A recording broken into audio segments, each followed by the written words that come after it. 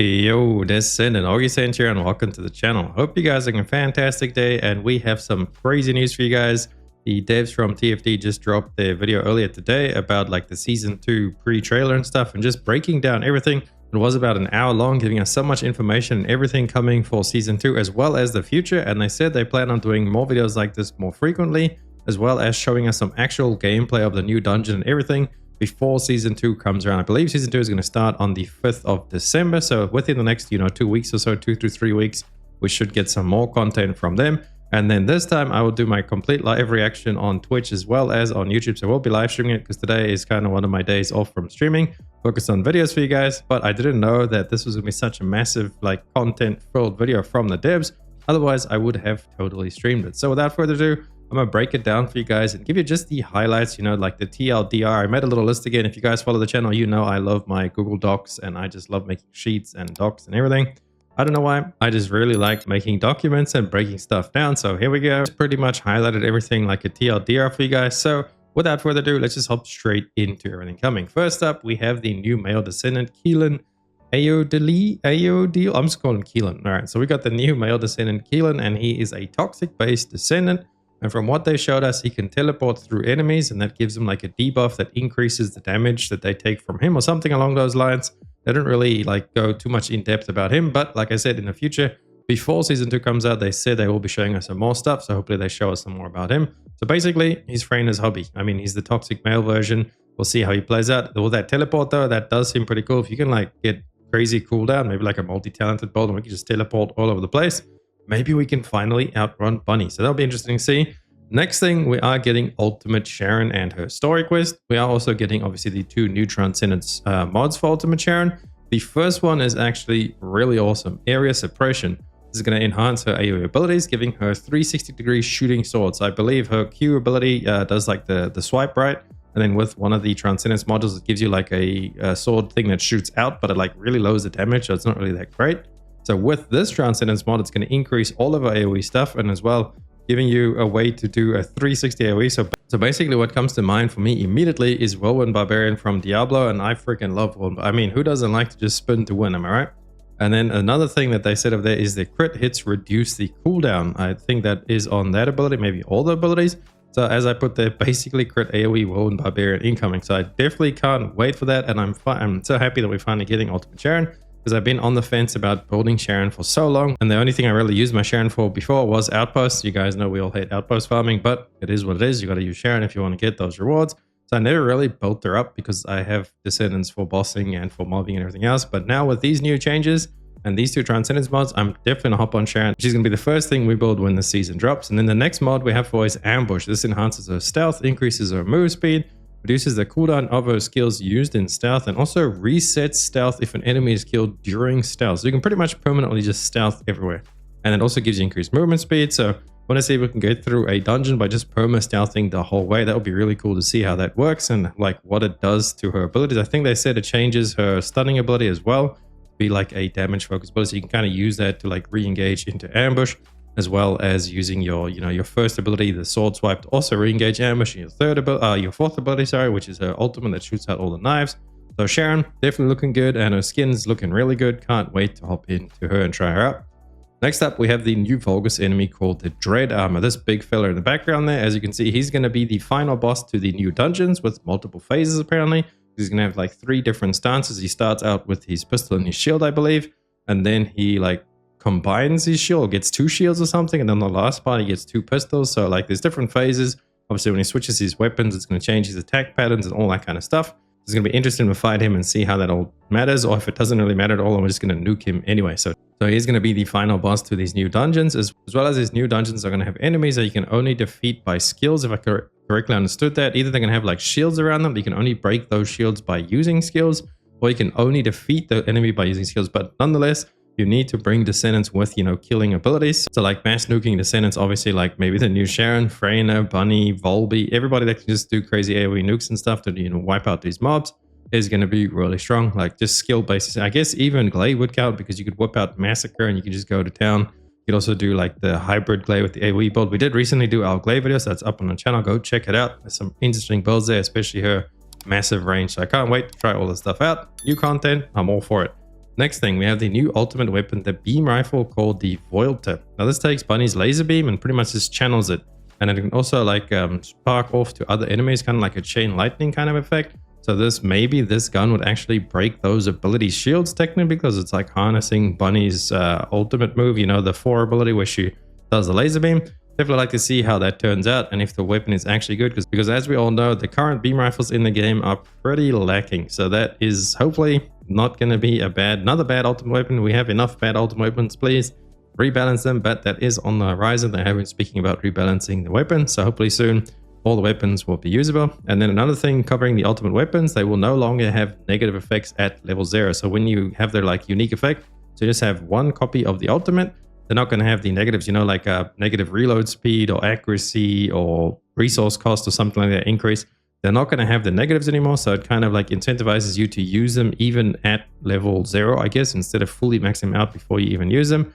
Like for example, the Secret Garden, if you don't max it out, it has like a 20% increased skill cost, which is quite bad for a lot of Descendants, especially when you are using it as like a skill-based weapon, because the Secret Garden does boost your skill damage. So that's going to be really nice. You can start using the weapons a lot earlier. You don't have to like farm them all up and combine them before you even use them. Now you can just use them right away. Really good. All right, next up we have Adopt a Fellow, a German Shepherd. I mean Fellow, obviously we know this is a pet/follower, but they translated it to Fellow. So we can get ourselves a fellow German Shepherd pet. Great thing about this, I actually have a German Shepherd in real life. She's called Elsa. So hopefully we can name our pets, and then I'm going to name her Elsa. She's going to join me in TFD. And the great thing about this pet is you can customize its look, its skin, its fur, its outfit, everything like that. So you can really customize it to look pretty cool. And some of the stuff they showed is really, really cool. I can't wait for it. And then also this thing will auto pick up loot for you, and it will increase your module drop rate all at the same time. So having this pet and having your fellow German Shepherd along for the ride is going to be great. Cannot wait. And it's just going to add so much quality of life. And then apparently it's going to also give you a auto dismantle system. I'm not sure if the pet does that or if we're just getting an auto dismantle. But from what I understood is we're just getting an auto dismantle system. Basically how the junk filter works now, except we'll get an auto dismantle filter. We'll just do it right away. So another W there. Massive change. Can't wait for that. And then next up, we have the new female Descendant, Ines Raya. She's only coming in week 7, unfortunately. They didn't tell us much about her. Obviously, they will tell us more about her in the future. All that they did say is she's an electric-based Descendant, what focuses on AoE. So basically, Bunny's competitor. Maybe it's Bunny's mom. Who knows? Bunny's sister. Whatever it is, she looks great. She has massive assets. Cannot wait to play her. She looks great. If she's like as good as Bunny or better, new main, boys. We're jumping ship. We're going. You got to main what's best for the content. Am I right, guys? All right, moving on. We have the new ultimate weapon, Hammer and Anvil. This is going to be a shotgun with 2 different fire modes. It's going to have hip fire mode, like the normal shotgun that spreads out. And apparently it slows enemies when you hit it with the pellets. So like the burst fire or the, I guess the spread shot, like a normal shotgun, if you hip fire it, is going to slow enemies. And then if you ADS, you aim down sights, it's going to turn into like a slug shotgun. So more of like a sniper, I guess. Well, not technically a sniper, but just, like a slug shotgun. The ones you go kill elephants with, that massive freaking, you guys know what I'm talking about, right? Any Hunters of Ram? So yeah, that's going to be interesting. Hopefully it's good. Like I said before, the ultimate weapons from them so far have been very disappointing. All the ones that have come out. So we'll see how that goes. And then this one you'll be able to obtain from the Battle Pass. So the Hammer and Anvil shotgun is going to be the Battle Pass weapon. And then next up, we have the new Void Abyss, which is the new intercept type battles. It's just going to be harder versions of the previous bosses. It seems like the focus is on your build and like just doing as much damage as you can to destroy the parts, because apparently they can regenerate their parts and stuff like that. So you really want to focus on their weak points and breaking parts and just killing the boss. So like they really emphasize that it is going to be mainly focusing on builds. So like how strong the characters are, how much investment you have into them, and not so much on mechanics. I believe it looked like it was just most of the old bosses with like this new skin on them, and kind of like just to, like a duke it out with the boss, do as much damage as you can, break all the parts, stuff like that. But we'll have to wait and see for more information on that. And then you'll also be able to get unique cosmetics from doing these bosses. So that's pretty freaking awesome. Cannot wait to walk around looking like Devourer. And then we also have the hard special operations coming. I believe this is at the 7th week, like they said. I think it's like the 1st of January, somewhere in January, 16th of January, somewhere around there. But the 7th week of Season 2. So the second big update will be getting the hard special operations. Now that they didn't really say anything much about it, because as soon as they brought up the hard special ops, they started talking about how OP Freyner was in there, versing like level 160 enemies. So I believe that the enemies in there will be at least 160, or maybe they just scale up to 160. I'm not sure how it's going to work. So as of right now, there's not much info on the hard special operations, except for the fact that enemies can go up to like 160 in them. So that's going to be pretty challenging and really fun. Can't wait for that one, and more info on that later down the road. And then next we have the targeted reward system. So basically the pity system, and it's going to work pretty easily where you can just choose a specific piece that you want from a specific mission or something. And then you kind of like build up this bar. There was like a bar with a percentage, and the more times you do the mission, the more percent you get. So if you do the mission enough times for the one that you have selected and chosen, like it's completely all customizable. It seems like you can change the Morpheus and the exact thing you want in the Morpheus and everything like that. That you can specifically choose what you want. You just have to do the mission enough times. It'll build up the little bar when it's 100, and then you get rewards. So it seems pretty simple. Just do a mission over and over. Basically just a pity system until you get, you know, the piece to drop. So instead of doing it 100 times, do it 10 to 15 times or something like that, and you'll probably get the piece. But more info on that when we get the full rundown on it. I will make a full video covering it for you guys. So totally stay tuned to the channel for that one. And then at the same time, I'm also going to get new shape stabilizers, and these are basically going to swap the high roll with the low roll. So the 6% now becomes 32%, and the 32% now becomes the 6%. So literally just completely swaps it around for the drop chances, and those are probably going to be about the same chance to get as the current shape stabilizers. So yeah, that's another way, just add it on top to help with the RNG. And then obviously we do have ETA as well, getting his shop updated every week. So they're definitely working on trying to make the farming overall a lot better for everybody. So great work there from the devs. Keep it up, boys. I really can't wait to see where we go with this game. And then moving on, we have the base skins of all Descendants are now going to be dyeable. So like the ultimates, I believe the normal Descendants as well. I don't think they said only the ultimates. So all of the base skins can be dyed. So basically everybody can customize their Descendants, and we don't have to all look the same, or we don't have to buy a skin to be able to customize and like change the paints and everything. Base skins should be dyeable. And then moving on, we have the Void Erosion Purge. This is the new endgame available. This will only be available from week 7 onwards in season 2. And this is going to be the hardest content that we've had to date. They said you'll need a full 4-player party to do it with good builds and like a good composition and everything. So pretty much really need to focus on building a decent group, it seems. And there will be 30 stages in total of increasing difficulty. So it's going to get harder and harder and harder.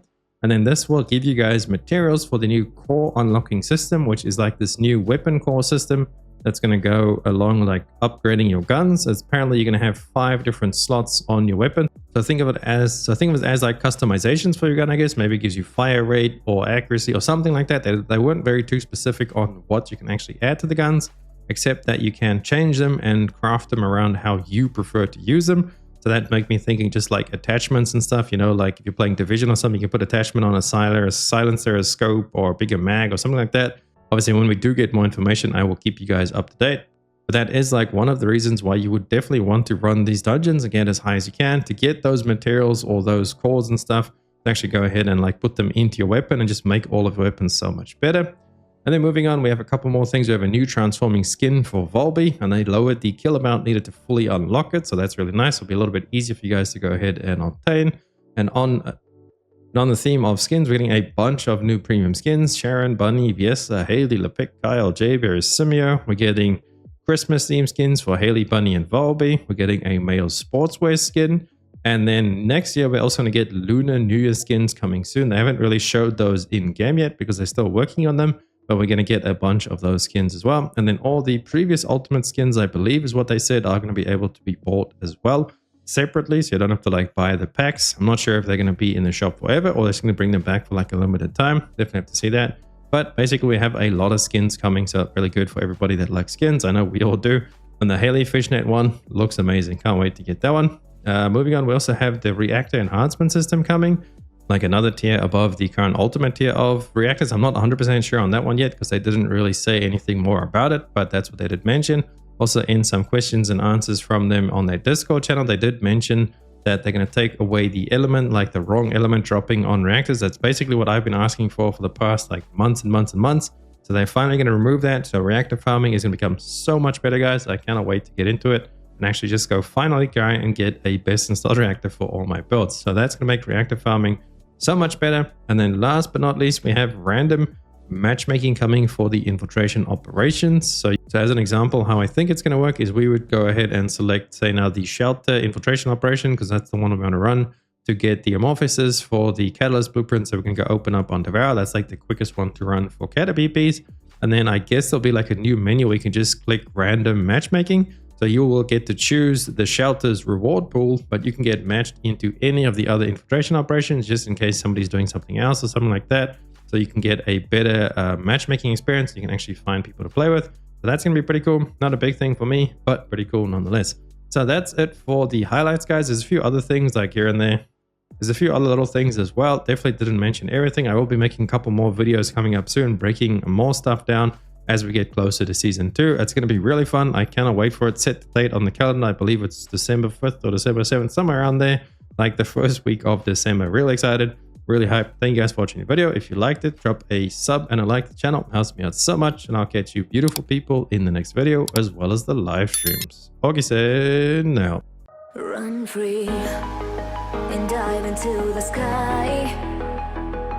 Hear the wind crying out its breath.